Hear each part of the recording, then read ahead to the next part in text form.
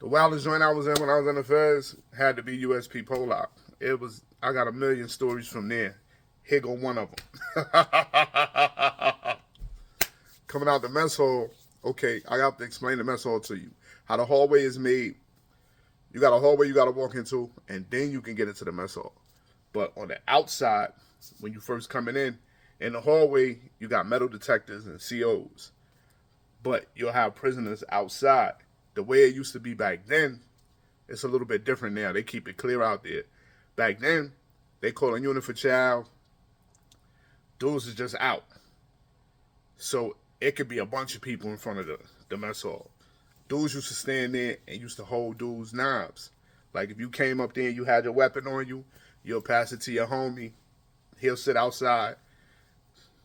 He probably had about 3 or 4 or 5 joints on him from dudes that don't pass it to him going into the mess hall.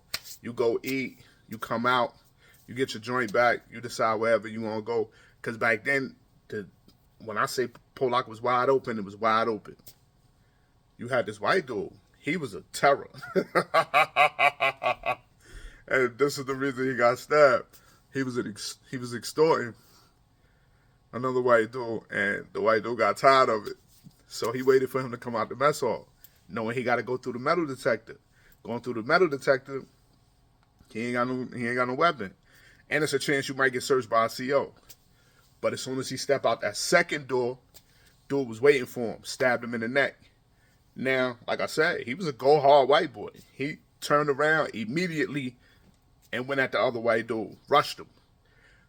He got hit a couple of more times, got him to the ground, got on top of him, and started getting the knife out of his hand. If he'd have had a little bit more time, it would have probably been over for that other dude. The police came out, rushed him, tackled him to the floor. He must have hit an artery because the blood was, like, dudes was talking about, it was coming out though. And he jumped up and said, "Woo!" While he getting cuffed and shit. I don't know why y'all white dudes do that shit. But the police said as soon as he turned the corner, he passed out. Kind of find out, he collapsed his lung. He had to get surgery on his neck. But old boy was still the same, because I heard he was still on some bullshit when he got to his next spot. When he got to his next spot, he was from Boston. Them Boston white dudes, fucking nuts. That was one of the joints that happened there. But old boy was thorough, because he came when they closed down Marion. They shut down Marion because a lot of stuff that was going on there, it was too many people getting killed there. And then they were saying that the officers was killing a lot of black prisoners there. So they just went on ahead and shut it down. When they shut it down, these dudes ain't got nowhere to go. They started going to all the penitentiaries that were open. Beaumont, Pollock, so on and so forth. He taught us how to lock he was militant. He taught us how to lock the doors from the inside, where you couldn't get in the cell from the outside unless you had some tools to take the doors off the hinges to get the door open. I can't tell you how we was doing that, but he taught us how we could do that. Then he took the property bags. The property bags were like a thick material of, say, like you know how a potato sack might be a thick material, but thicker than that. He was making vests and creating slots that you could drop magazines in, so you could protect yourself from a knife attack if you wanted to go put in some work, or if you just wanted to have your vest on just in case, because some shit might pop up. He taught us how to do that. And I had a conversation with him one day, and like I said, he was real militant. He made my door lock for free. He was like, "Yeah, I'm the one that came up with that. You want one?" He went right up in the unit, came out, and gave me one. Just gave it to me. That's how vicious he was. He was anti-establishment. His whole thing was, he was like, man, fuck the CEOs. He used to always say, fuck the CEOs or fuck the administration. That's how he used to always end his conversations. Fuck the administration. But he was a go hard white dude, man. That's one of the I salute to him because he stood on business. That's what he was about. And he made it through. He ain't died, like I say. He went on to keep doing what he was doing in his other spots. Another day in the life of Pollock. I'll tell you, I got a lot of stories about Pollock, so I'll just go through them. And when I run out of them, I'll come up with some shit that ain't got nothing to do with prison. I'll take you back to the streets. Yeah. I can take y'all back to the streets. There's certain shit I can't talk about, though, because it's a lot of shit I did not get in trouble for. That's why I feel like I was so lucky and blessed to be back out here. I got a whole new life. I got a new path. This is just for entertainment purposes. Jail is not a place to be. Jail is, to me, how I look at it, jail is for suckers. I was a sucker for 27 years. I'm out here now. I had double life plus 50. I got my case overturned. Trump got one of my life sentences off with the First Step Act. I got another life sentence off. No, I got the 50 years off the grenade charge. I got that thrown off with a Supreme Court decision. And then I was able to put in another issue to show that I had an illegal sentence for the murder of native racketeering.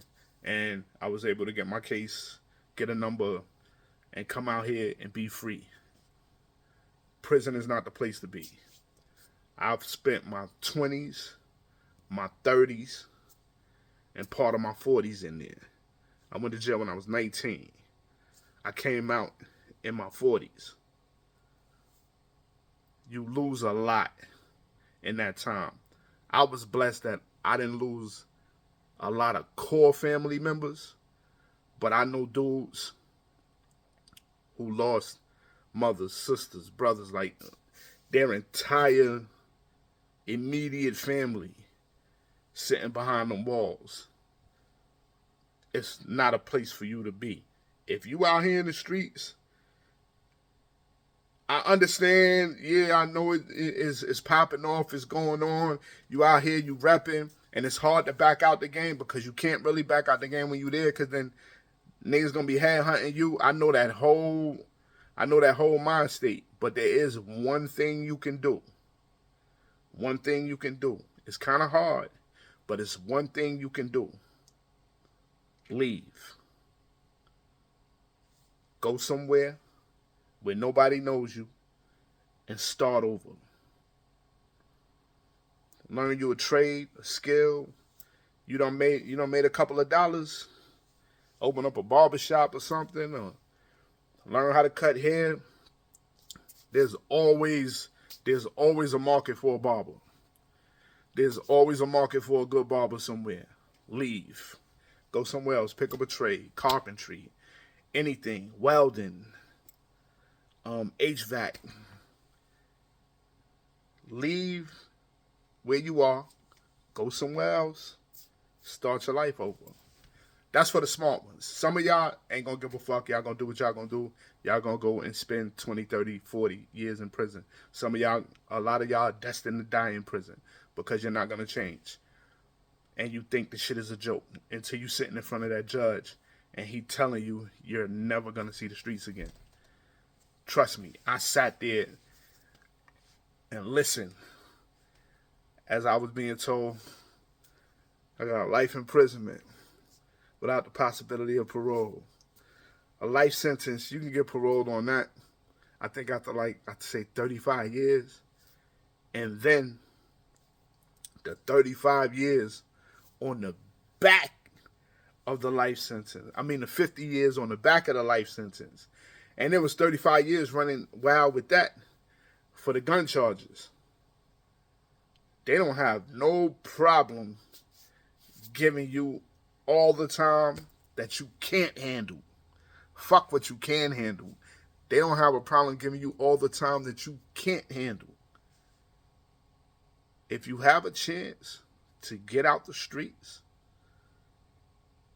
that's what you need to do. Because like I said, I understand being in the hood, and even if you back out the game, it's gonna be motherfuckers that's gonna come after you and try to put you in the ground. Like, oh yeah, you ain't. I got a story about that too. I got a homie that backed out the game, and yo man, I can't fuck with guns no more, man. I'm walking a different path. He ain't here no more. So, unless you want to spend the rest of your life in a bathroom with another nigga farting and snoring all night, leave. Go somewhere. A lot of us, we got family in other states. Leave and start your life somewhere else. Get a job. Get a hustle, a legal hustle going. There's so many ways to make money now. Get you something going. But the best thing to do is to learn a trade. Learn a trade. Oh shit! If you want to spend the rest of your life in prison, learn how to cut hair. Barbers get paid. I know a dude who bought a house from prison cutting hair. He out here right now living his best life. He is not going back. Out here enjoying my freedom, man.